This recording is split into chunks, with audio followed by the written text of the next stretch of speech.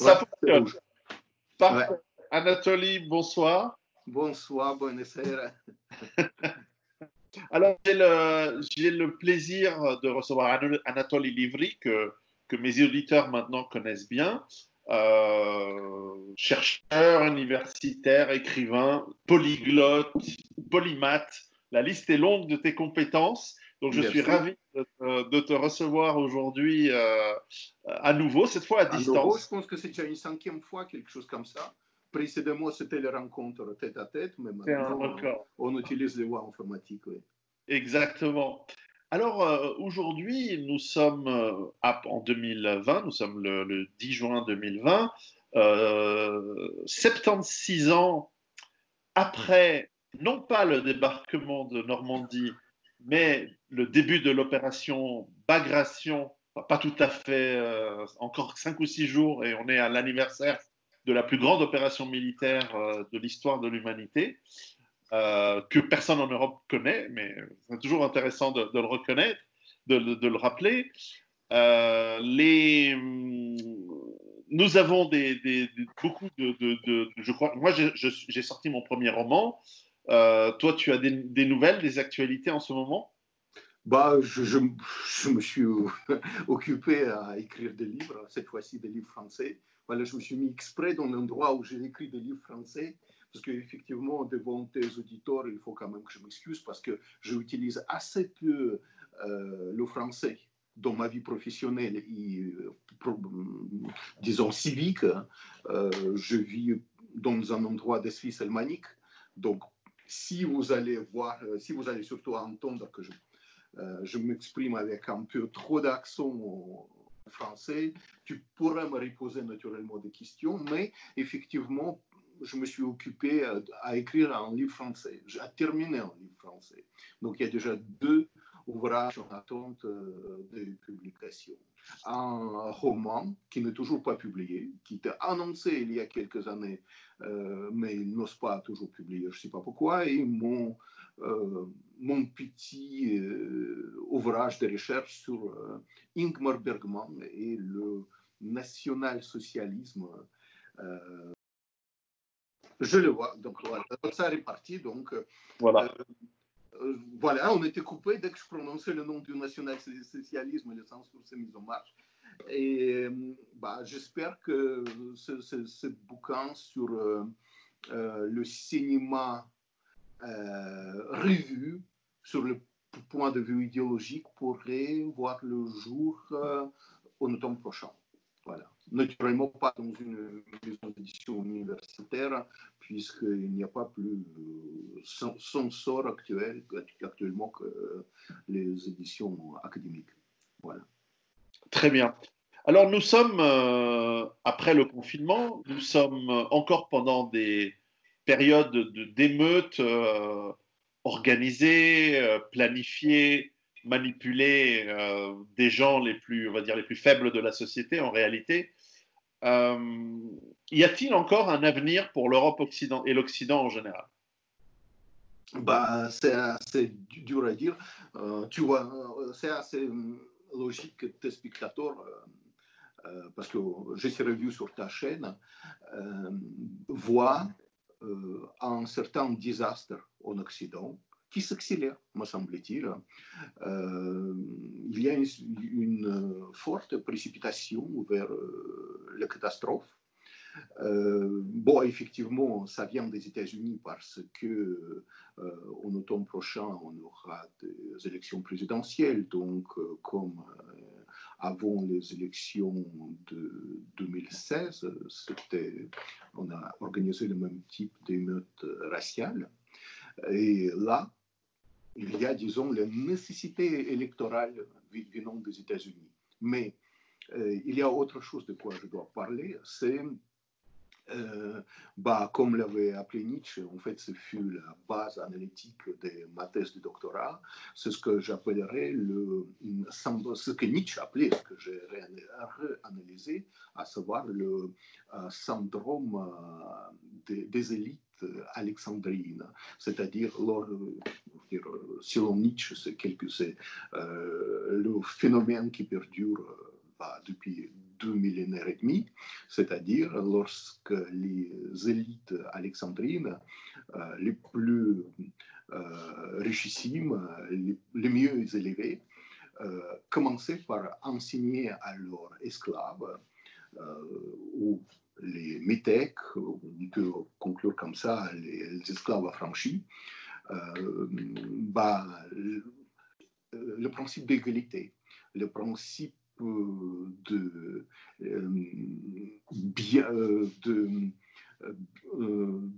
du fait qu'un être humain a les bonnes bases dès la naissance, c'est-à-dire cette fameuse question socratique, tis estin o adicon, qui est l'homme juste, et depuis, donc, en raison, on prouve que chaque être humain est, n'est-ce pas, a les mêmes bases anthropologiques, si je puis m'exprimer ainsi, non seulement devant la divinité, mais aussi devant dans le cadre civique. Voilà. Durant le 19e, 20e siècle,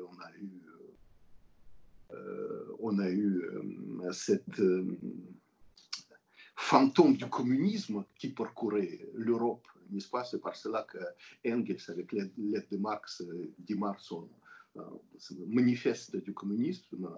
Ein Gespenst geht in Europa, das Gespenst des Kommunismus. Et donc maintenant, me semble-t-il que depuis 1848, il avait senti ce fantôme du communisme qui avait parcouru l'Europe et qui a eu un aboutissement réel, une forme de manifestation de culture alexandrine qui s'est installée en Europe depuis octobre-novembre de 1917. Mais maintenant, quasi un siècle plus tard, on peut reconnaître une autre manifestation de cette culture alexandrine, qui est en fait le racisme anti-blanc, c'est-à-dire le principe du fonctionnement n'a pas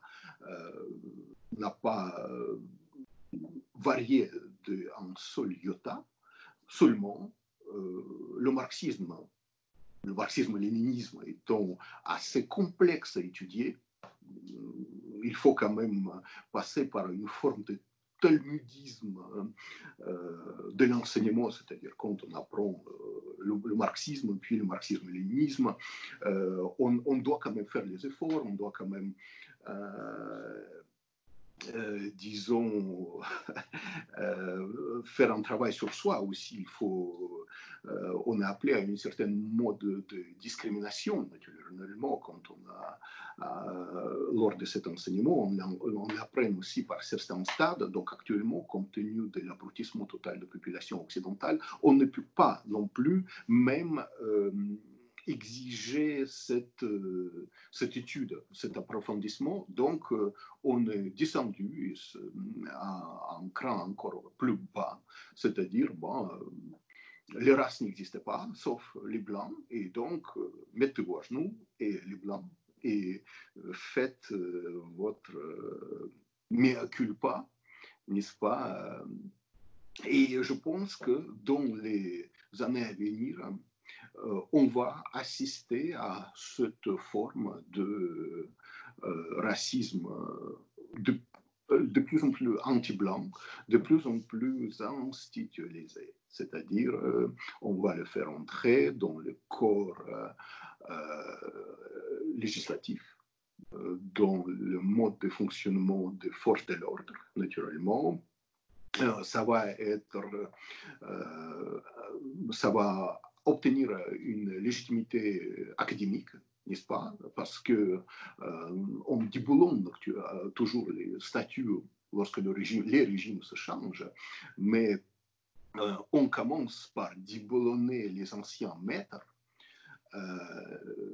dans les universités. Et si on s'intéresse à cette tendance assez intéressante dans les facultés occidentales, on voit que depuis 10-15 ans, ceux qui se considèrent comme les maîtres à penser font ce ménage racialiste au sein des institutions académiques. À l'université de Stockholm, lorsque j'étais en Suède, il y a encore 5 ans, me semble-t-il, on a enlevé les bustes des professeurs mâles blancs, et en Grande-Bretagne, on a procédé à la même chose. On a expurgé les œuvres de Kipling, de Jack London, même certains romans de Nabokov, on ne peut plus les citer, les Mikhail Bulgakov avec son maître Marguerite lorsque Volant, le personnage de l'incarnation du Satan, voit Marguerite dit Кровь великое дело, la race est primordiale, eh bien on ne peut plus le citer, donc on ne peut plus l'analyser. On glisse sur le texte sans naturellement s'arrêter et c'est la raison pour laquelle je pense que l'analyse de l'univers académique est assez importante puisque c'est là qu'on commence une certaine déchéance comme ce fut par exemple les études de gender dans les années 90 quand on a introduit, je parle dans les années 90, lorsqu'on a commencé par exporter les études de gender en France, depuis les États-Unis dans le monde académique francophone, et par la suite l'intégrer également dans le monde post-soviétique. Donc c'est ça qui est assez important. Et également les violences sémiotiques en quelque sorte, lorsque on a injecté effectivement des dizaines de milliards de dollars depuis les États-Unis afin d'implanter les terminologies immigrationnistes. C'est-à-dire, par exemple, si tu te souviens que le terme migrant n'existe pas, c'est-à-dire c'était toute cette migrante, non, c'était immigré, émigré, donc il y avait, par cette terminologie, encore on manifestait le limes, c'est-à-dire celui qui part, celui qui arrive, et maintenant, je me souviens qu'il y avait, à la fin du siècle passé, des conférences des États-Unis avec, je parle dans les institutions mondialistes comme l'ONU, la Suisse n'appartenait pas encore à cette institution, on conviait des professeurs, des recteurs des universités et on faisait passer cette idée que désormais tout le monde est migrant. Je te rappelle qu'il y a à peine un quart de siècle, ça paraissait inouï. Et voilà, maintenant, cette terminologie est acceptée même par les défenseurs des idées dites nationalistes. Autrement dit, nos adversaires ont gagné le combat. Disons-le clairement. Et je pense que dans la mesure où les défaites sémiotiques, historiques, intellectuelles et donc spirituelles de camp nationaliste et national, disons-le tout simplement, est accomplie, eh bien, maintenant, ces chars du racisme anti-blanc vont passer et on ne pourra pas les arrêter. Donc, j'ai quelque chose à proposer à la jeunesse, pas seulement la jeunesse, actuellement on est jeune jusqu'à l'âge de 40-50 ans, francophone européenne, à savoir un certain principe d'expatriation, c'est-à-dire une forme de lutte politique par expatriation. Parce que j'étais extrêmement choqué que depuis ma dernière interview, que j'ai accordé à Daniel Conversano, c'était enregistré en février de cette année, où je prédis que les peuples occidentaux vont être enfermés chez eux. C'était assez drôle. Ça s'est avéré quelques semaines plus tard. C'est-à-dire, je dis que les peuples occidentaux seront enfermés à l'intérieur de leurs frontières, mais on va continuer à nous apporter des cargos entiers venant d'Afrique et d'Asie. Si on revoit cette interview, C'est une prophétie qui s'est accomplie extrêmement rapidement. Et suite à cette interview, il y avait environ, je pense, 150 personnes qui se sont adressées à moi, venant de France, de Wallonie, la Belgique francophone, me demandant de façon étrange les conseils d'expatriation. Et je ne pouvais pas, en quelque sorte, d'abord leur fournir des renseignements, puisque bon, je suis suisse, je réside chez moi en Suisse, mais par la suite, je me suis intéressé surtout à la structure de l'expatriation, et je pense qu'il y a, après avoir étudié ce sujet depuis 4 mois, qu'il y a que cette expatriation, cette fuite, cette nécessité d'emporter leur civilisation autre part de chez eux, c'est l'unique possibilité pour ces représentants, cette force nationale des pays francophones. Mais c'est exactement la même chose pour les pays scandinaves, c'est exactement la même chose pour l'Allemagne, peut-être même pour l'Italie, pourquoi pas, parce que je ne sais pas si M. Salvini est revenu depuis, a la possibilité de revenir, je pense qu'il va avoir un procès. Voilà, et j'ai estimé que compte tenu de l'histoire soviétique et compte tenu de la chute de l'Union soviétique et comment on avait manipulé les expatriations, c'est-à-dire les fuites de l'Union soviétique, c'est-à-dire comment depuis le bloc depuis de OTAN, on a su instrumentaliser ce désir d'une certaine frange de population soviétique à laquelle j'appartenais, puisque je suis juif ashkénaze, donc une partie de ma famille était réfugiée. Donc, je sais de l'intérieur comment on peut instrumentaliser de façon politique, géopolitique, idéologique et par conséquent militaire le désir d'une jeunesse de partir, de pomper les connaissances d'un pays,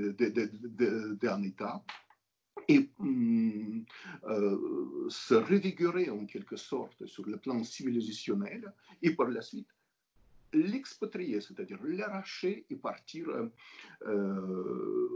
recréer en quelque sorte, dans le cadre par exemple de la France, une nouvelle France qui serait peut-être plus au Canada, où actuellement une nouvelle France n'est pas possible, mais en Europe centrale et orientale. Et j'aimerais effectivement proposer une certaine structure, une certaine stratégie de cette expatriation, laquelle, me semble-t-il, n'est pas utilisée. C'est-à-dire, on n'utilise pas les manipulations par les services spéciaux otanesques et particulièrement des États-Unis de l'époque de la guerre froide. On n'utilise pas cette tactique victorieuse à l'égard de l'Union soviétique. Pourtant, on peut s'en inspirer pour faire de son expatriation une arme.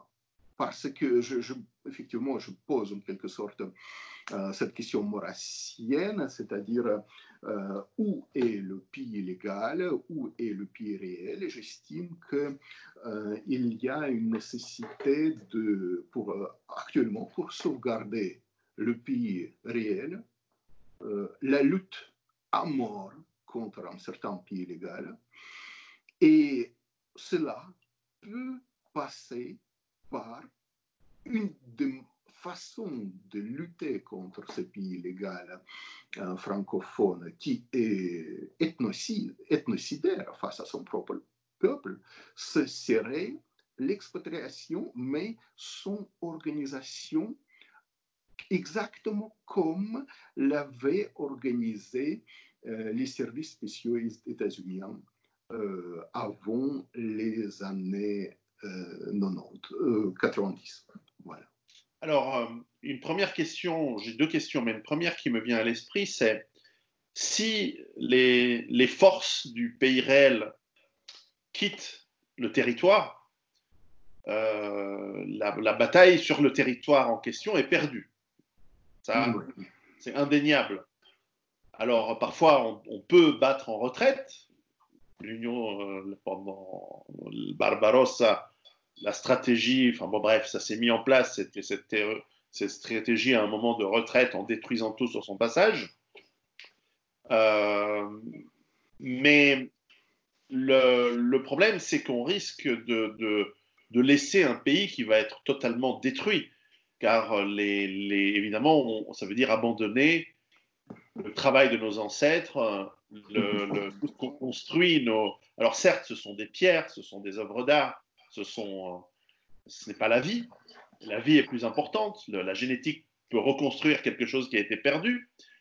Et donc la question, c'est est-ce que nous ne serions pas à ce moment-là, comme les Grecs, les Latins qui ont quitté Constantinople en 1453 et avant, et qui se sont installés en Toscane, dans le territoire de Venise et dans le reste de l'Europe. Est-ce que nous devons être les porteurs de civilisation, bien que l'Europe orientale n'a rien de barbare, elle n'a rien à nous envier, bien au contraire, elle a encore des forces, une vitalité peut-être beaucoup moins décadente que la nôtre. Ou alors, et je termine la question, ou alors est-ce que nous devons devenir les francs-maçonneries, les carbonari ou la diaspora juive du XXIe siècle? Je peux répondre à cette première question. Bah, oui, il y avait cette expression au sein de l'immigration russe blanche, c'est-à-dire emporter, унести Россию на подошвах своих ботинок, emporter la Russie sur les semelles, sur ses semelles. Quand un pays sombre dans un ensauvagement, j'utilise exprès ce terme d'ensauvagement et pas la barbarie, parce que je pense que chez les barbares, comme chez les Vercingétorix, il y a quand même la notion de culture, c'est-à-dire il y a une population encore qui est passée toujours par l'armée souvent, et se sont inspirés de cultures supérieures. Et par la suite, la lutte, ils veulent les démolir, mais avec les moyens que cette civilisation supérieure, je maîtrise bien les termes, leur a fait offert une fois.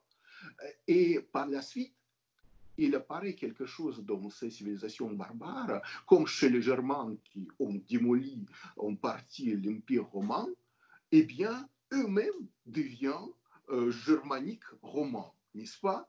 Et exactement la même chose, on retrouve toujours cette certaine nuance lorsque les populations barbares qui ont la notion de culture qu'ils démolissent devenir la nouvelle élite de ce pays, comme c'était les Mongols qui ont conquis la Chine à une certaine époque de Temujin, Genghis Khan. Eh bien, mais en revanche, je pense qu'en ce qui arrive actuellement en Occident, et non seulement francophone, mais bon, là on parle français, premièrement, il n'y a plus rien, je veux dire, la conclusion en quelque sorte que je veux apporter, il n'y a plus rien à sauver. Il n'y a plus rien à sauver. Pourquoi? Parce que les pseudo-élites méprisent et haïssent leurs origines. Les peuples ne sont plus éduqués, c'est-à-dire on les éduque, on les instruit. C'est surtout l'instruction qui est importante, dans la haine de soi, et ce Selbsthass est insurmontable. Et ceux qui ont accueil ne sont plus des barbares, ce sont des sauvages. Je me souviens lorsque j'ai reçu l'asile politique en France en 1991, 90, excusez-moi. Eh bien, la première chose que j'ai faite, je suis allé étudier le trotskisme, n'est-ce pas? Parce que bon, le trotskisme est interdit en Union soviétique. J'étais nourri au marxisme-léninisme, au marxisme-stalinisme. Et donc, je voulais savoir qu'est-ce qui c'est cette chose détestable qui, pour les soviétiques, donc le fruit du fond, qui est le trotskisme. Donc, je suis allé et j'ai rencontré les camarades de M. Lionel Jospin qui m'ont fait naturaliser 5 années plus tard. Et donc, quel était le discours des trotskistes à l'époque? Eh bien, nous avons ce lien avec l'Afrique, avec l'Asie, nous avons ce lien privilégié, nous sommes responsables devant eux, mais en même temps, nos ancêtres gaulois avaient enseigné ces gauloiseries aux autres Gaulois qui sont les Sénégalais, les Berbères et les Maliens, etc. Eh bien, maintenant, on les accueille. Et oui, à cette époque, j'étais plus que républicain, parce qu'on pouvait admettre cette logique. Monsieur, à la fin de la Ve République, on sentait déjà à cette époque la fin de la Ve République, mais on pouvait accepter cette logique parfaitement. Mais ce qui est assez intéressant, que ces personnes trotskistes qui m'avaient accueilli, qui m'avaient enseigné le trotskisme, d'ailleurs, j'ai tout de suite senti que c'est le magma assez stupide qui ne tient pas debout, contrairement au marxisme, léninisme, stalinisme. Eh bien, j'avais là, c'est exactement les mêmes et qui sont au pouvoir en France. C'est exactement les mêmes qui sont les professeurs universitaires en France et qui ont totalement changé le discours. Ce n'est pas parce que c'est leurs enfants, les petits-enfants, qui disent qu'on peut accueillir des Éthiopiens et des Pakistanais et des Pashtuns des montagnes afghanes. Non, tout simplement, c'est eux qui ont, tout simplement, je pense que le trotskisme qui a viré dans ce marxisme sociétal qui nous englobe actuellement, c'est une forme de bouillie mentale, c'est-à-dire le premier pas vers la schizophrénie, qui est qui est une forme de fanatisme et qui maintenant est en train de démolir le pays. Par exemple, si on examine le cadre exclusivement hexagonal, eh bien, il n'y a aucune force salvatrice. Je réponds à ta question. Est-ce qu'il y a quelque chose à sauver? Non, il n'y a pas. On peut se poser cette ancienne question aristotélécienne sur le topos, c'est-à-dire le lieu, puisque les logiques aristotéléciennes, c'est-à-dire que chaque être, chaque chose, elle tombe vers son lieu. On doit se retrouver là où on est. Et l'accomplissement de choses, des races, de l'être, de l'atome, puisque à l'époque d'Aristote, on n'allait pas au-delà, c'est toujours se retrouver son lieu, son topos prédestiné. Eh bien, je pose cette question, où est le lieu, par exemple, d'un Français, d'un Wallon, d'un Italien peut-être, d'un Allemand, et où est sa place actuelle? Est-ce que la place d'un Français fier de ses origines, de sa civilisation et de sa culture, est-ce que cette place a actuellement, en 2020, à Paris, dans les régions franciliennes, ou à Nice ou à Marseille? Oui ou non? Est-ce que, personnellement, il peut s'accomplir en tant que Français? Ma question, dans le cadre hexagonal actuel, compte tenu de ces lois qui modifient le psyché des Français, non. Je pense qu'il devrait emporter sa francité quelque part ailleurs. Et je comprends que quand je dis cela, il y a effectivement ce qu'on appelle ces boutiquiers de camp national qui veulent avoir ces Français pour eux, pour leurs serviteurs, naturellement, puisqu'effectivement, ils ont peut-être embauché une femme de ménage tunisienne et ils ont eu des problèmes maintenant avec elle, et ils aimeraient bien que peut-être avoir les serviteurs de bons Français de souche, les bons électeurs, participer à ce mascarade, n'est-ce pas, pseudo-démocratique. Et ma question est, est-ce que c'est utile pour ces Français? Personnellement, bon, il faut toujours dire, je suis suisse, je vis chez moi en Suisse, je ne pouvais même pas, sur le plan esthétique, m'installer en Suisse romande, parce que la Romandie, pour moi, elle a un quart de siècle du retard de la France. Et je sais que si je vivais quelque part à Genève ou Lausanne, eh bien, je revivrais cette destruction. Bon, ici, je me suis en quelque sorte je trouvais une espèce d'asile dans un lieu purement germanique et donc ça me permet d'avoir, je pense que je trouvais mon topos moi, et de ces lieux, je réfléchis, je me mis par exemple à la place d'un Français, d'un Belge, et je me pose cette question, est-ce qu'actuellement c'est la question de survie pour lui? Rester ou partir?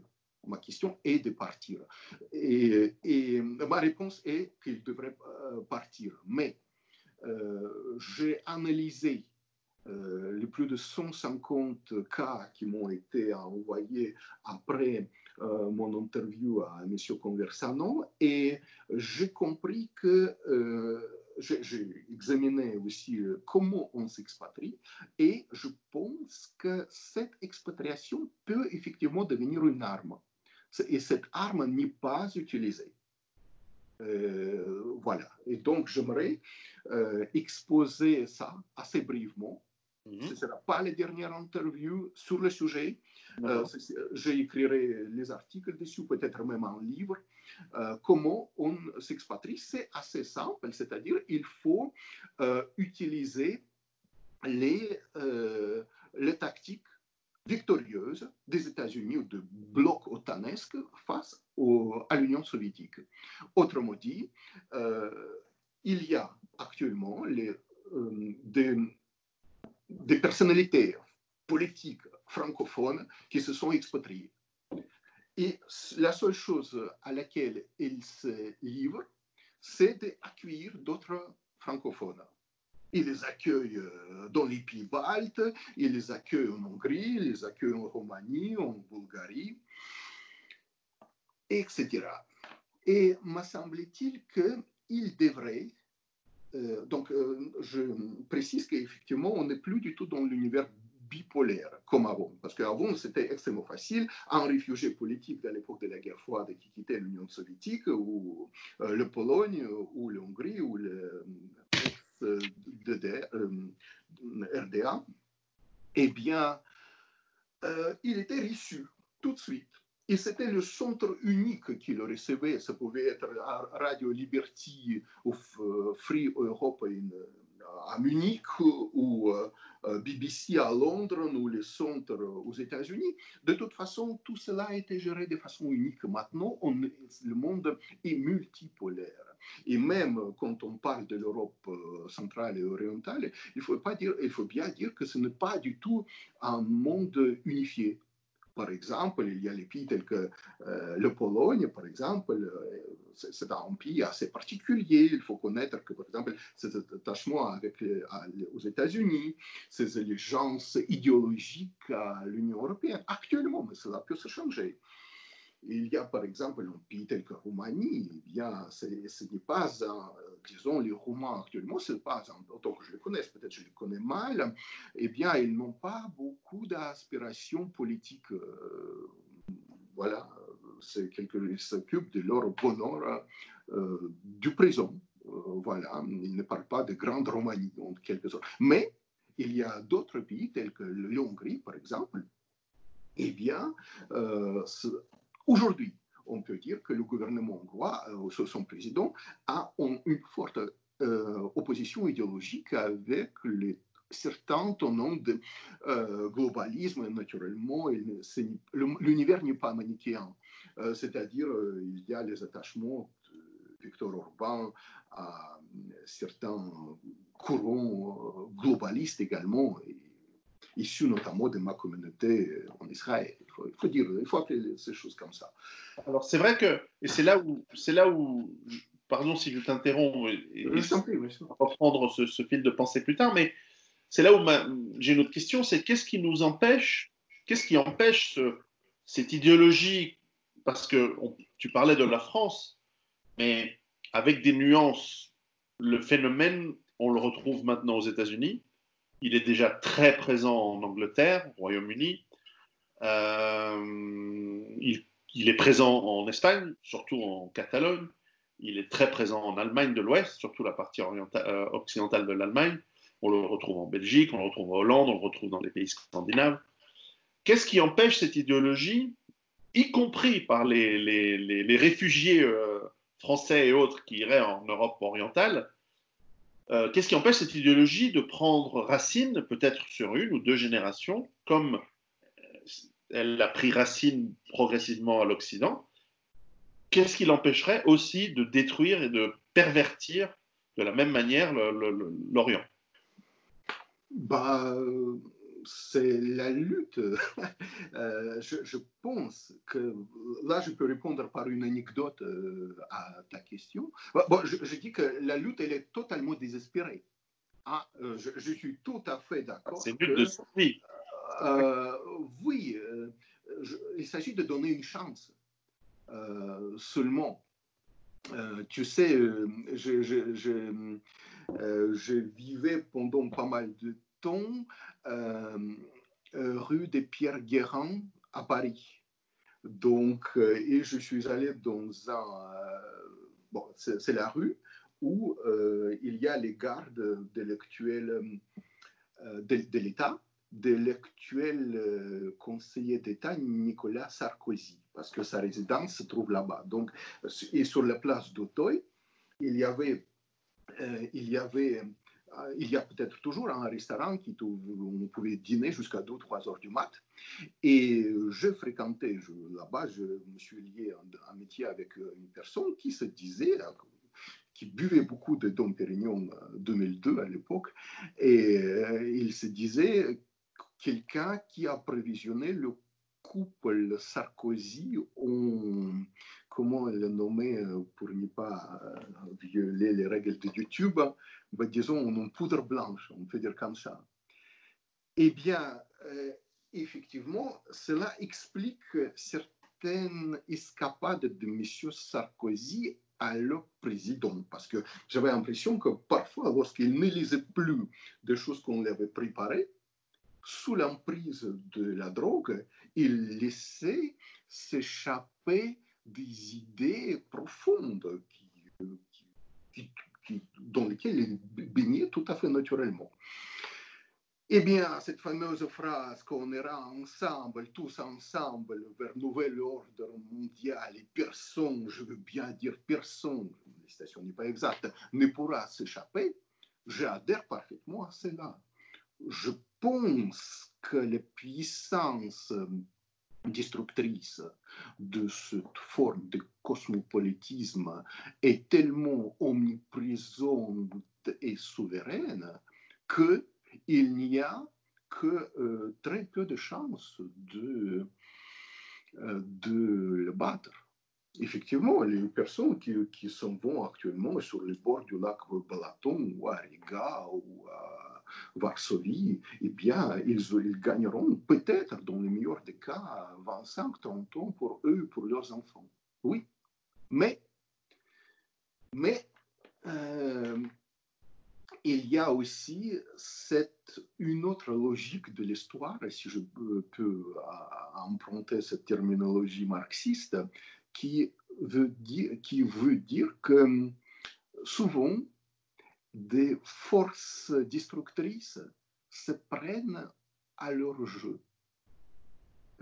Ils fabriquent un univers qui fonctionne dans un laps de temps, mais peut-être 10-15 ans plus tard, ceux qu'ils engendrent vont massacrer leur propre univers. C'est quelque chose que je connais, par exemple, dans le domaine d'études slaves dans l'université dite française.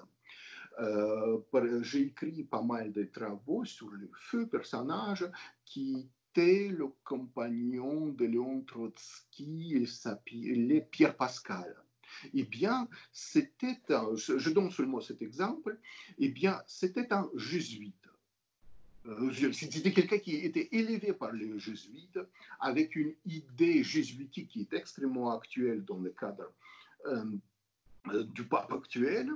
Eh bien, bonjour les vacantistes, eh bien, il est allé, c'est un déserteur, il désertait l'armée française, il est allé rejoindre Lénine et Trotsky à Petrograd, et c'était un trotskiste qui a suivi son maître Leib Bronstein en 1929, lorsqu'il avait quitté l'Union soviétique, et c'était une personnalité qui a fonctionné parfaitement dans l'univers jésuitique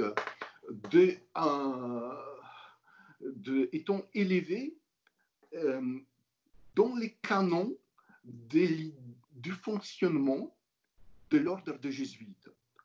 On s'en sert et on fabrique, on entre dans une lutte avec la main de velours, comme on dit. Donc, on adhère à l'idéologie de Trotsky et on glisse par la suite. Il est rentré en France, est devenu professeur à la Sorbonne, et donc il était parfaitement, c'est ça que naturellement, c'est biographes n'ont jamais mentionné le fait que, par exemple, pendant l'occupation, cet ancien communiste qui a passé le temps avec Trotsky et Lénine, qui était marié avec la sœur du traducteur de Trotsky, il est parfaitement vécu, il n'a pas quitté son poste de professeur de la Sorbonne, comme par la suite les membres de l'Action française étaient poursuivis à la soi-disant libération. Non, il n'y avait aucun problème, il a engendré.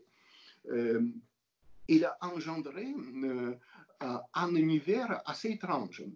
Pourquoi? C'est très intéressant de voir cela. C'est-à-dire, pour un jésuite, revenir avec les bolcheviks,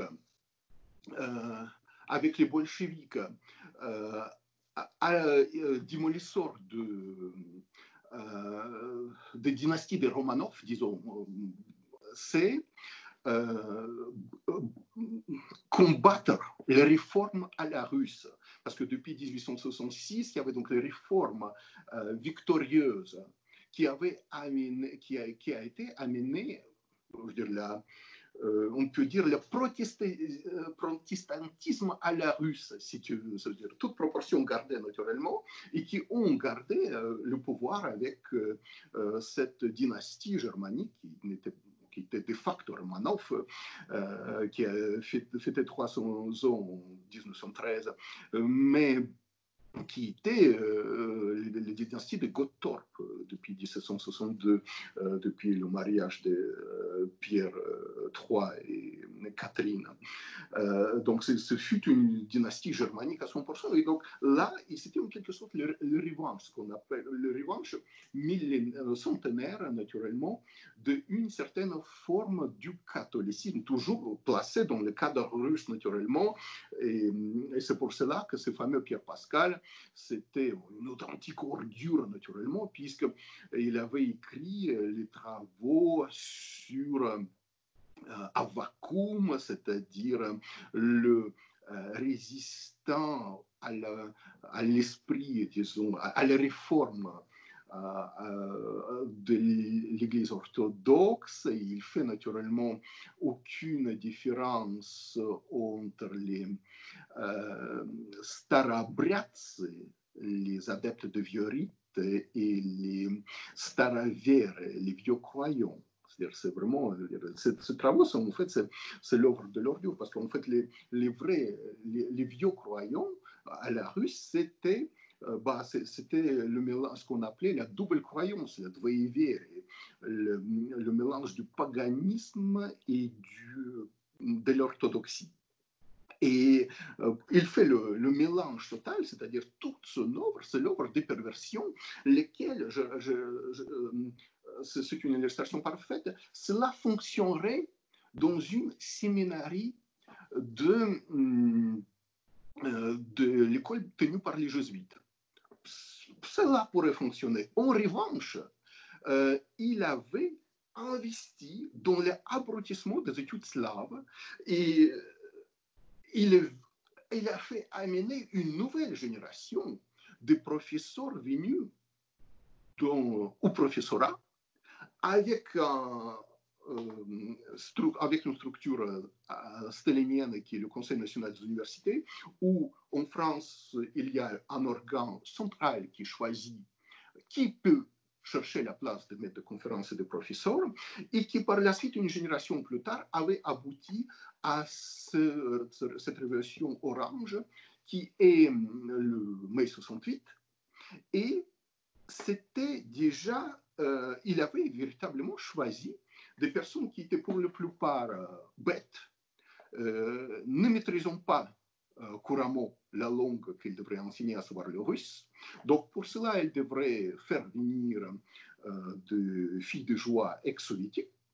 Et donc, il y avait, c'est-à-dire la structure qu'il avait établie de façon extrêmement nuancée, maçonnique, brique par brique, il ne pouvait pas le offrir seulement à des ordures stupides qui, même psychiquement, ne pouvaient qu'amener la génération d'autres, de nouvelles professeurs universitaires qui, elles, comment dirais-je, qui avaient apporté comment dire, le lobe frontal féminine avec tous les hormones féminins à l'intérieur de l'université française. Et donc seulement au bout de 2 générations de professeurs, toute l'œuvre d'instructeur qui fait naturellement au sein de plusieurs obédiences qui était qui a été commis par Pierre Pascal, il s'est démoli. Donc actuellement, quand on lit les fabrications des actuels, c'est-à-dire de la 2e, 3e génération de professeurs universitaires dans la slavistique, eh bien, on aboutit à des fabrications de journaliers de 3e niveau, c'est-à-dire il n'y a plus aucune nuance, on ne maîtrise pas du sujet, on est le soi-disant pseudo-spécialiste quand on parle par exemple de l'Allemagne nationale socialiste, c'est seulement pour dire que ce sont des sales nazis, si tu leur poses la question avec qui je ne sais pas, l'Allemagne nationale-socialiste avait les frontières, ils ne seraient pas capables de répondre, ils ne maîtrisent absolument pas des sujets. J'ai commis d'ailleurs pas mal d'articles à ce propos. Donc en fait, c'est la réponse à ta question. C'est en quelque sorte les tactiques de gens tels que nous sommes, tels que je suis, par exemple, oui, il faut partir, il faut se préserver parce que, oui, il y avait des gens qui étaient morts, effectivement, tels qu'André Chénier, qui était mort à Paris, tels qu'Henri de la Roche-Chaclin, qui était mort qu'en Vendée. C'était de belles morts, héroïques, romantiques. Mais est-ce que François de Rivarol à Berlin ou Joseph de Maistre, qui n'était pas français, mais qui était, n'est-ce pas, savoissien, eh bien, qui était à Saint-Pétersbourg, est-ce qu'ils étaient plus utiles là-bas? Oui, il n'y avait aucune chance de lutter contre ce putsch ignoble, contre cette révolution pseudo-française. Non, mais à une certaine époque, il y avait quoi comme choix? Soit de se faire raccourcir, soit de se faire écraser, comme écrit Thureau à Paris, j'ai écrasé les hommes, les femmes et les enfants sous les sabots de mes chevaux et j'ai l'honneur de ne pas avoir fait de prisonniers. Est-ce que c'est ça? Oui, on pouvait mourir, coincé entre l'armée républicaine et la mer, on n'a qu'à mourir, effectivement. Mais si on a la chance de partir, oui, c'est lié avec les ennemis, effectivement, puisque c'est la tactique, par exemple, de Huguenots français. Pendant la première guerre mondiale, eh bien, un quart de l'état-major allemand, il est fait de Huguenots français qui portent le nom français. Et eh bien, c'est comme ça. Oui, il faut se dire où est notre lieu et est-ce qu'on se donne une chance ou non? Voilà. Et effectivement, il n'y a pas de possibilité de gagner. Par exemple, quand je me demande honnêtement, est-ce qu'on a une chance de transmettre à nos enfants, nos petits-enfants, l'univers qui nous convient? Non. Non. Non. Mais on peut tout simplement compter sur cette étincelle, n'est-ce pas? C'est le nom du journal que Lénine a fondé en 1903 à Genève. C'est l'étincelle, c'est le petite étincelle d'une flamme fanatique, notamment, auquel je n'adhère pas. Mais oui, on l'expatrie hors de la frontière de l'Empire russe. Et on le fait croître avec les aides de l'ennemi du pouvoir impérial russe. Oui, il n'y a pas de possibilité de gagner. C'est une machine à broyer les êtres, les esprits avec les lois immondes, liberticides en France, les lois Fabius Guissol et toutes les lois qui l'ont précédé. Effectivement, oui, on ne peut pas discuter avec ces gens. Par exemple, chaque année, je m'offre en victime volontaire, en quelque sorte, pour être qualifié, c'est-à-dire avoir le droit de chercher le poste de maître de conférence en France auprès du Conseil national des universités. C'est-à-dire, mais je rencontre le ricanement stupide des professeurs universitaires dont le but devrait être les discussions, le dialogue avec l'éternité, puisque leur acte est entré, je le fais entrer dans les annales universitaires, ici en Suisse, en Allemagne, en Scandinavie, en Russie. Non, ils s'en moquent. C'est-à-dire, on a fabriqué un univers, notamment en France, d'Itraqué Montaut. Et lorsque, par exemple, un monsieur, le président français, pendant la crise des masques, rencontre des journalistes et dit il n'y a pas de crise des masques, de quoi vous parlez? Il est tout à fait logique. Il est fabriqué par ce système non seulement d'une table rase, lorsqu'on raccourcit les aristocrates et les gens qui en pensent autrement, comme les paysans vendéens ou bretons. Non, c'est-à-dire la table rase, maintenant, elle se fabrique dans leur tête tous les jours. Aujourd'hui, il est permis de dire que la France, elle a apporté les civilisations françaises en Afrique, eh bien, on va l'enseigner à des étudiants en France, on va publier les travaux en question. L'ordre viendra 5 ans plus tard et on va publier les mêmes travaux, dans les mêmes rédactions académiques, les travaux universitaires qui vont dire exactement le contraire. Et par la suite, quand on va déboulonner les statuts de professeurs universitaires, on peut déboulonner la moitié, je veux dire 3/4 des bustes et des statuts à Paris, et ils vont tous venir effectivement et applaudir. Non, non. Ils enseigneront alors que c'est l'Afrique qui a amené la civilisation à la France. c'est l'Afrique qui a, oui, on enseigne déjà que, par exemple, c'est grâce aux tirailleurs sénégalais qu'on a libéré, donc libéré pour moi, c'est bon, notamment la France, et on a vaincu, comment dirais-je, l'Allemagne nationale, l'Allemagne nationale socialiste. Et si vous avancez seulement qu'éventuellement cette victoire, il y a beaucoup de choses à dire à propos de cette libération qui pouvait éventuellement être faite grâce à cause de, disons, défaite allemande au Stalingrad, eh bien, on va vous traiter de complotiste. Oui, alors après, c'est surtout la libération de l'Europe, enfin, la destruction de l'Allemagne nationale socialiste. Si on doit la devoir à quelqu'un, c'est essentiellement à l'abnégation et au caractère très dur et très fort en abnégation du paysan russe, du paysan kazakh, du paysan sibérien. Voilà.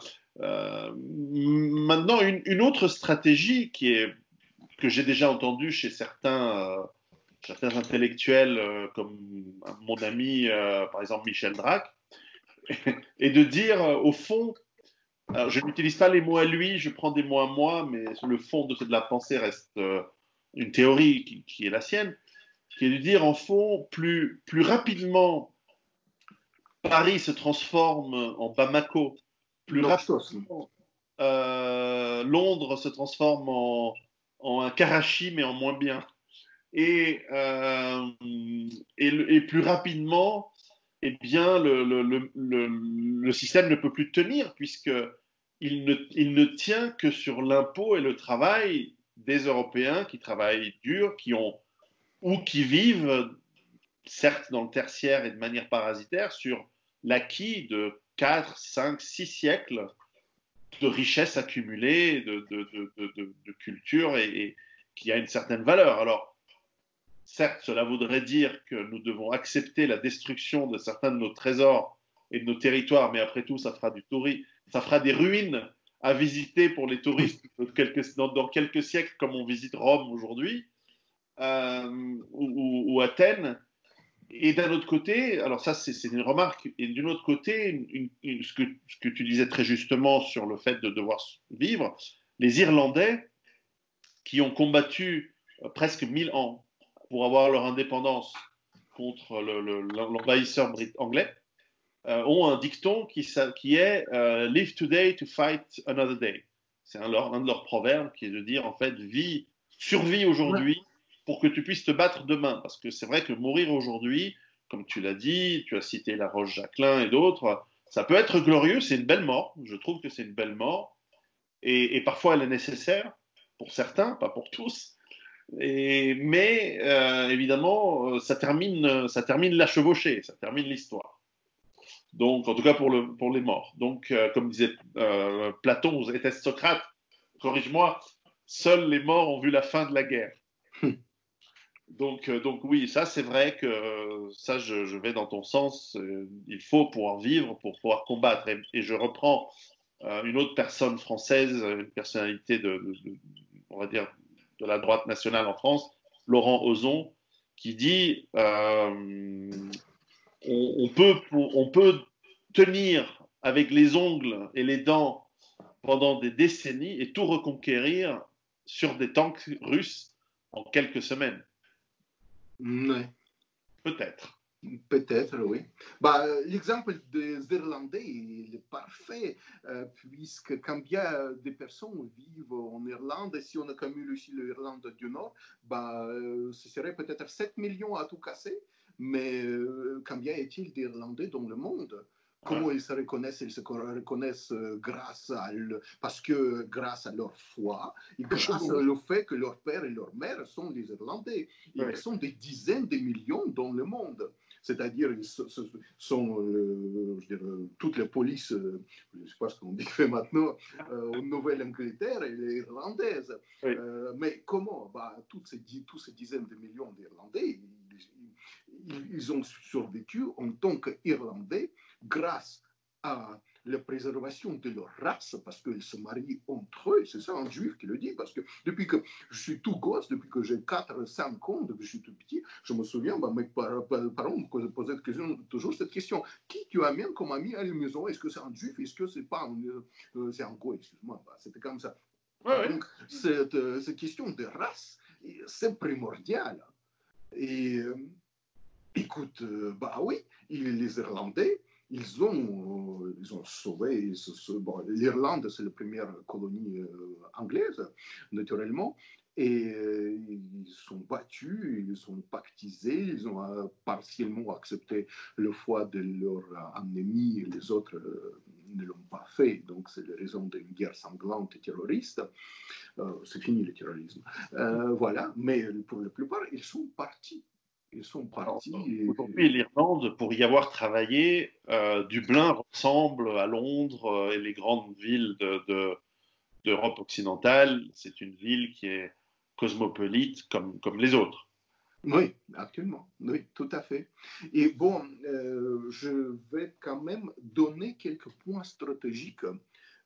Comment Voilà. c'est, je veux dire,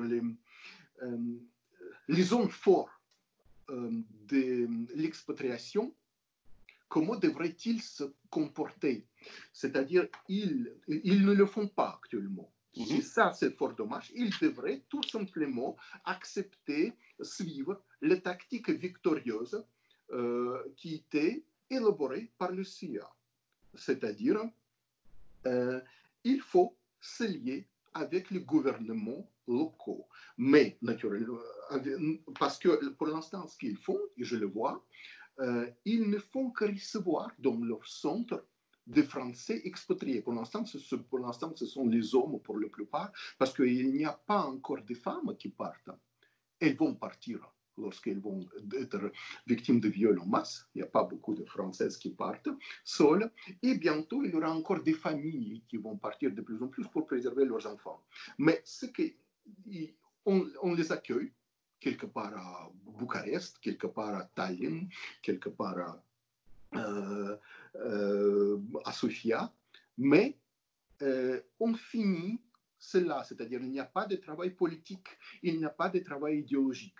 Ce qu'il faut que ces centres fassent le travail de lobbying auprès des gouvernements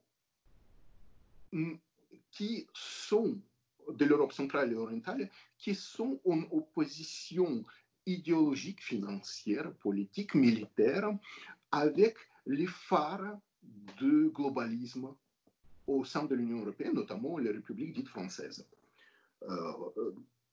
Il faut, par exemple, mais il faut qu'ils se comportent comme, si je peux utiliser ce terme italien, comme les faisceaux. C'est-à-dire, par exemple, actuellement en Pologne, il n'y a pas de forte contradiction avec le pouvoir de Paris et le pouvoir de Bruxelles. Donc, il faut que ceux qui sont, par exemple, expatriés en Pologne, il faut qu'ils fassent leur lobbying auprès d'une puissance opposée au pouvoir globaliste en Europe, disons ça, c'est-à-dire tout simplement le pouvoir d'Orbán. Et il faut que ce soit des faisceaux mobiles, c'est-à-dire dès que, en quelque sorte, les intérêts se changent, et ça peut arriver à tout moment, il faut qu'ils se déplacent idéologiquement, naturellement. Et on ne se rend peut-être pas compte le pouvoir idéologique de l'attirance de fruits défendus que vont devenir ces centres implantés en Europe centrale et orientale au fur et à mesure que le pouvoir européiste, disons, nommons-le comme ça, va durcir. Il va nécessairement durcir parce que tout simplement, il faudrait pouvoir nourrir ces personnes qui arrivent en masse en Europe depuis l'Afrique et de l'Asie. Il faudrait nourrir ces millions, bientôt des dizaines de millions de chômeurs suite à de nombreuses crises Donc l'endettement, le surendettement de ces sociétés ne pourra plus fonctionner. Donc on va faire ce qu'on a fait en Union soviétique. On va bloquer les citoyens sur place et on va pratiquer une forme de tyrannie douce. Et je pense qu'on va accélérer vers cette tyrannie et vers cette surveillance extrême de façon assez accélérée. Et par conséquent, même le fait de partir bientôt va devenir assez exceptionnel, je pense. Ça va pas se faire du jour au lendemain, mais le fait de s'expatrier et pouvoir gagner sa vie dignement hors des frontières, par exemple, françaises, eh bien, ce serait quelque chose d'exceptionnel. Je pense également qu'on va imposer les Français et les Belges, etc., hors de leurs frontières, comme cela se fait par exemple pour les citoyens des États-Unis.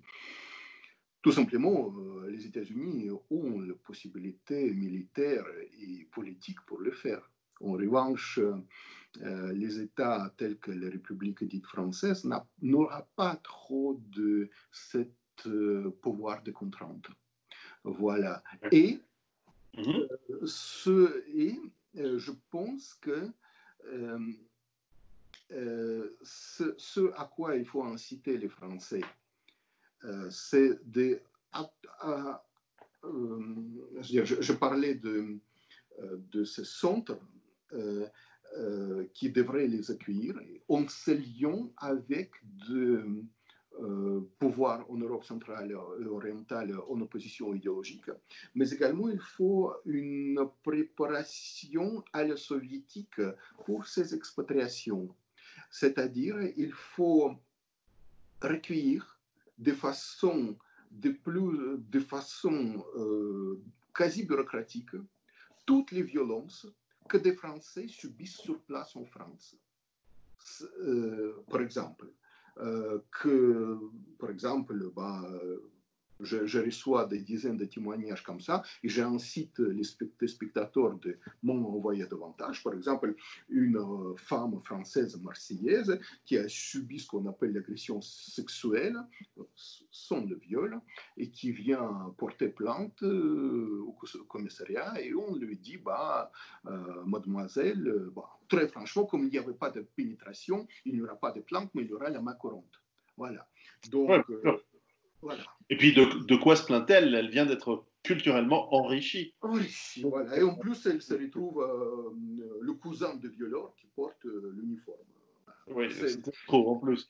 Alors, ma seule objection, ce qui n'est pas vraiment une objection, c'est peut-être une hypothèse de travail, c'est que il arrive à un niveau de taxation où les gens ne travaillent plus. Il arrive à un niveau de tyrannie où il y a une forme de sabotage qui se met en place, peut-être aussi une révolte, mais en tout cas de sabotage, parce que si la tyrannie est très brutale, c'est certain que la révolte peut être très très difficile. On l'a vu en Ukraine dans les années 1945 à 1952, où on va dire, les forces nationalistes ukrainiennes anciennement collaboratrices de l'occupant nazi se sont battues contre les soviétiques et se sont fait écraser. Enfin, au bout d'un moment, ils ont dû fuir. Ouais. Donc c'est certain. En revanche, le sabotage passif par la fainéantise et par finalement nous sommes dans une dictature molle où on nous donne de quoi vivre à tous puisqu'on le donne aux nouveaux arrivants, et ben, les anciens arrivés aussi, ils peuvent se dire finalement je bosse plus. Et là, le terme de sabotage, il nous envoie aux Ludites et aux sabots je crois que c'était à Lyon, la révolte des sabots, je crois, mais qui cassaient avec leurs sabots les métiers à tisser parce qu'ils ne voulaient pas la concurrence de la mécanisation. Mais on parle de la première révolution industrielle. le sabotage passif, il peut exister, comme il a existé en Union soviétique, où on faisait semblant de travailler parce qu'on faisait semblant d'être de nos pays. Tout à fait. Et je me demande si ce phénomène-là, puisqu'aujourd'hui le temps est très comprimé, ne fait pas, c'est une de mes thèses dans mes livres, effondrer le système encore plus rapidement et que donc nous plongeons plus dans un chaos et une sorte de guerre. Le terme guerre civile n'est pas approprié, mais enfin, les gens comprennent quand on parle de ça, que dans une sorte de la guerre moléculaire de tous contre tous, chaotique au sein d'un pays qui ne contrôle plus rien, comme on le voit aujourd'hui. Un jour, on nous dit il faut faire très attention au virus, il faut rester éloigné. Et maintenant, tous manifestent. On fasse des manifestations antiracistes. Alors là, donc là, il n'y a pas de 135 € d'amende, il n'y a pas de confinement, il n'y a pas de distance de sécurité, il n'y a pas l'obligation de porter un masque. Là, ça va. Bon, donc on voit qu'on est dans un monde de plus en plus, de fou furieux. À mon avis, de ce oui. Et à ce moment-là, partir, ça peut être aussi évidemment une stratégie de survie, mais il n'y a peut-être pas besoin de partir, je me fais l'avocat du diable sur ce point, il n'y a peut-être pas besoin de partir très loin, il y a simplement besoin de partir dans le retour aux forêts cher à Ernst Junger, de partir dans les montagnes, dans les campagnes et dans les forêts d'Europe, des pays qui s'effondrent, pour attendre qu'ensuite la population entre on va dire les gauchistes et les sauvages pulvérisent les uns les autres. Enfin, je mise quand même mon argent sur le sauvage. Mais une fois qu'il ne reste plus que le sauvage, il n'y a plus à manger, donc il disparaît, ou il va essayer de... Enfin bref, et à ce moment-là, ensuite, on peut récupérer le territoire. Donc, bon, c'est une hypothèse, hein, je ne dis pas que je ne suis pas voyant, mais c'est un scénario. Oui. Oui, bien sûr. Qu'est-ce qui c'était, par exemple, l'Union soviétique pour la plupart des dissidents qui désiraient de partir, et donc c'était aussi une forme de préservation de culture nationale, par exemple une forme d'extrême nationalisme pour des Russes de partir. Eh bien, c'était quoi? Lorsqu'on est ingénieur, on ne peut pas travailler en tant qu'ingénieur, eh bien, on travaille comme concierge. Voilà, c'est-à-dire on ne fout rien et on est en train de rédiger ses œuvres comme c'était par exemple ce poète d'ailleurs que je déteste qui est Joseph Brodsky, il était poursuivi pour le parasitisme et condamné, et par la suite, donc, il a travaillé, me semble-t-il, comme le concierge, et il a écrit pas mal une partie de son œuvre. Voilà, c'est comme ça. C'est pour cela que je appelle des Français qui veulent partir vers ce centre, c'est-à-dire, premièrement, de se préparer professionnellement. C'est-à-dire, exactement comme moi, dès l'âge de 11-12 ans, j'ai compris que je vais quitter l'Union soviétique. J'ai commencé par me préparer, c'est-à-dire mentalement, physiquement, c'est-à-dire la boxe, parce que le karaté, ce n'était pas possible, à apprendre les langues, à recueillir l'information qui était interdite, puisqu'il n'y avait pas il y avait les ondes courtes, mais les ondes étaient brouillées à la frontière, donc il fallait vraiment, par exemple, passer les vacances au bord de la mer Baltique, comme ça, les ondes arrivaient et on pouvait écouter sans trop de problèmes. On écoutait les radios étrangères telles que RFI, Radio France Internationale en russe, comme c'était extrêmement marxisé ici, on ne les broyait pas trop en Union soviétique. Voilà. Mais obtenir le métier, c'était important. L'enseignement soviétique, tel qu'encore quelques débris de l'enseignement français, souvent professionnel, c'est extrêmement coûteux parce que, par exemple, on ne se rend pas compte, je veux dire, de l'autre côté de la frontière, en France, on ne se rend pas compte qu'exerçant un métier noble de ses mains, on peut devenir extrêmement riche, par exemple, dans un pays tel que la Suisse. Là-bas, c'est méprisé. Ici, on fait 200 km ici et on est, mais en tant qu'un plombier professionnel, on peut gagner plus que le recteur de l'université à Paris. Pour les non-suisses qui nous écoutent, il n'est un plombier indépendant ou un électricien indépendant qui a sa petite société indépendante, hein, qui n'a pas des employés ou alors éventuellement Ouais, une secrétaire qui prend les téléphones et qui ouais, prend les rendez-vous, selon sa femme, oui. souvent, oui, oui, eh bien, il est facilement à 10 000 euros par mois. Oui, bien sûr. Il Ah, paye, je ne te parle pas des impôts, naturellement. sont Oui, moindres bien sûr, bien qu'en sûr, bien sûr. France. Il n'y a pas 60% d'impôts. Il a probablement 30% d'impôts en Tout à moyenne fait. Mhm. Oui, sur oui. ces 10 000 euros. Enfin, je mets en euros parce que voilà, Oui, bah, 11 000 francs. facilement à 10, 11 000 francs suisses. Mhm. Pas imaginer qu'il soit au salaire minimum, pas du tout, pas du tout. Alors un employé, un apprenti, un jeune de 18 ans qui travaillerait pour un plombier, oui, là il toucherait 3 000, 3 000, Oui. 4 000 euros. Mais par mois, je dis bien par mois, pas par an, par mois. Et voilà, donc parce que c'est un pays on peut difficilement faire venir des gens de très loin. Et d'ailleurs, certains viennent et s'établissent ici. C'est sûr que le fameux plombier polonais, il est très content de faire son métier en Suisse, mais il doit apprendre la langue et il doit aussi apprendre les standards très Oui. élevés de plomberie, de maçonnerie, de menuiserie. Ils sont demandés en Suisse parce que les gens sont exigeants dans le travail qui est fait. Il faut faire du bon travail en Suisse, sinon on n'est pas payé. Bah, Donc, oui. il y a les deux. Mais voilà. Oui.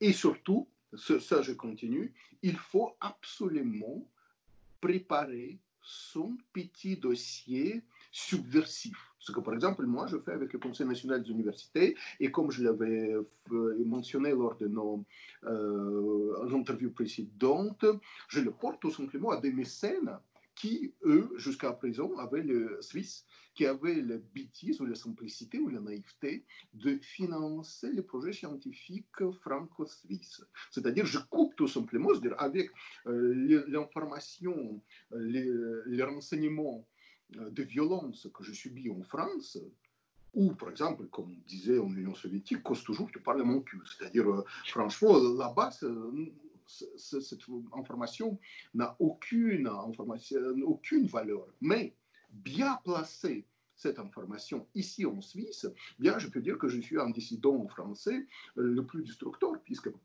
depuis 2013, je pense que j'ai bloqué déjà quelque chose comme 17 millions de subventions académiques franco-suisses. Ah, c'est bien. C'est-à-dire, bon, je les rencontre tout simplement, ces personnes ici à Zurich, à Uri, dans le canton de Uri, à Altdorf, à Saint-Moritz, à Bâle, à Berne, et je présente tout simplement qui exactement ils financent, c'est-à-dire regarder leur acte réel. Ça les horrifie, effectivement, ça fait bloquer les subsides que pendant des décennies, ils ont envoyés, soit pour défiscaliser naturellement, mais il y a aussi beaucoup de fondations qui envoyaient tout simplement de l'argent. La guerre, cela existait aussi en France. Il y avait exactement énormément de familles richissimes qui envoyaient, par exemple, le château de Chantilly avec les forêts énormes ont été offertes par les familles Condé à l'Institut de France avec tous ces étangs et tous ces sangliers.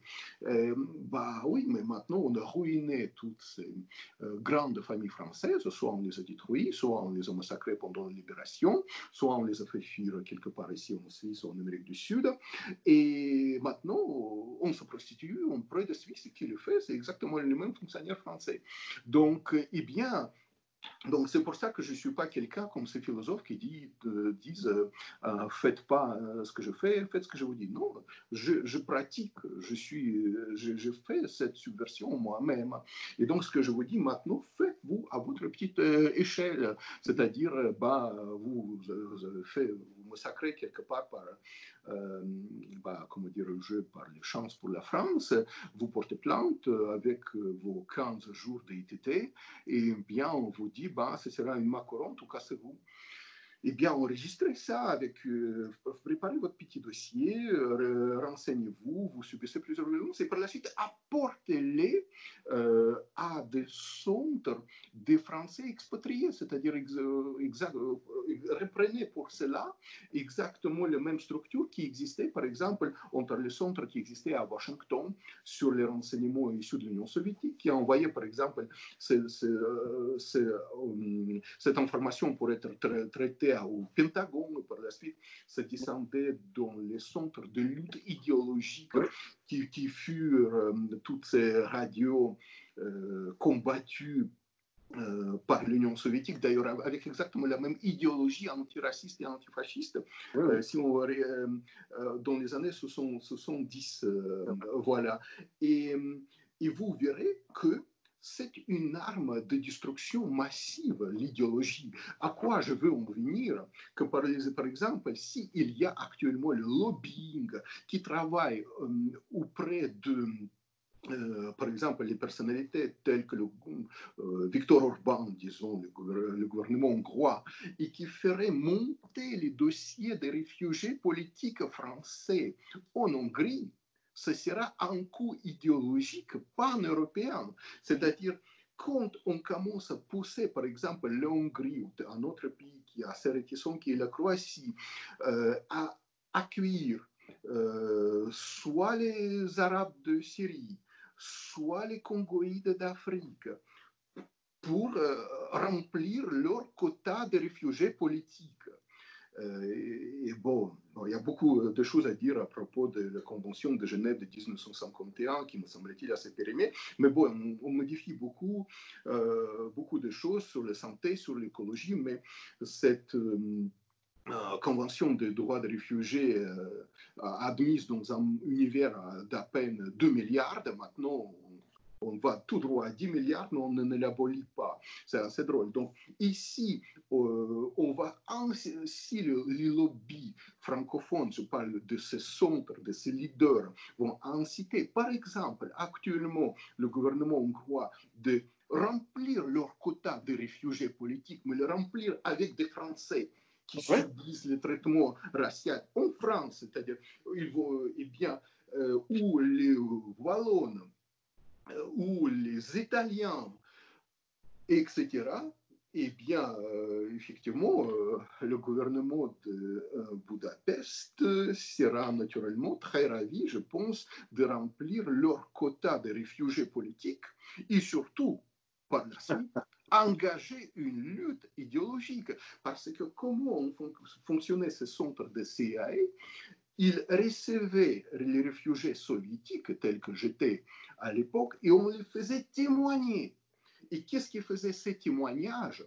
Ça brisait complètement l'Union soviétique et tout le bloc de Varsovie parce que ça entrait dans la contradiction totale avec la logomachie soviétique dans lesquels on était nourri, c'est-à-dire ce qui en France serait par exemple l'antiracisme, le racisme anti-blanc, dans lesquels sont nourris des gosses et des gosses. Et j'avais vu l'effet de cette lutte idéologique, cette propagande otanesque contre l'Union soviétique.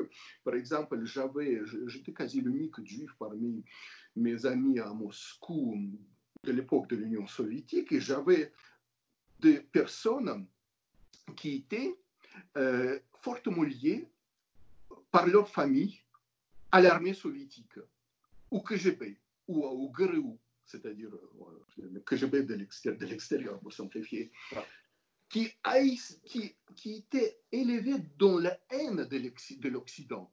Et tout simplement par l'information qu'ils recevaient et qui avait le charme des fruits défendus, ils devenaient eux-mêmes la cinquième colonne, malgré leurs parents et leurs grands-parents communistes stalino-brejneviens. C'est ça, je me souviens bien d'un camarade. Il avait une fois, il avait le droit de partir à l'étranger parce que son papa travaillait au GRU. Et donc, eh bien, il a fait le croisière. Pour moi, naturellement, c'était interdit. Et son bateau a fait une escale imprévue en Grèce, sur une des îles, me semble-t-il, c'était l'île d'Écosse, n'est-ce pas, l'île d'Hippocrate qui se fait actuellement envahir par les chances pour l'Europe. Et c'était, me semble-t-il, il s'est dit, bah, je suis là, on ne leur donne pas de l'argent, ni les drachmes, ni des dollars, naturellement, et on ne peut pas s'échapper, naturellement, de cette île. Le bateau, là, soviétique est en train de se réparer, on va repartir, et je n'ai pas d'argent. Je ne peux pas prouver que je suis là, sur une île, sur un territoire tout à fait interdit. Donc, il a pris vraiment une pierre de cette île, il l'avait mis dans sa valise, tu vois, comme le faisait avec les objets sacrés. Il l'avait apporté en Union soviétique parce que cet empire de l'OTAN, la Grèce était le pays otanesque à cette époque, et j'étais chez l'ennemi. Et j'avais apporté. Donc, pour la suite, effectivement, le parcours de tous ces gens, c'était vraiment de partir. C'est-à-dire, c'est exact, par cette forme de témoignage, une forme de martyr, naturellement, on peut subvertir un pays, un système qui s'effondre. Cette lutte qui a été extrêmement efficace, elle peut devenir une des armes les plus destructrices du globalisme, de globalisme de l'Union dite européenne. Oui.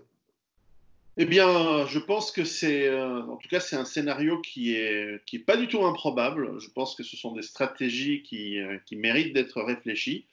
Je me réjouis de lire ton livre lorsqu'il sortira sur ce thème. Et nous aurons encore l'occasion d'en parler Avec plaisir. Dans le même endroit ou à distance. D'accord, avec plaisir. Je te remercie beaucoup. Merci, Pierrot. Et à très bientôt. À bientôt. Ciao. Voilà.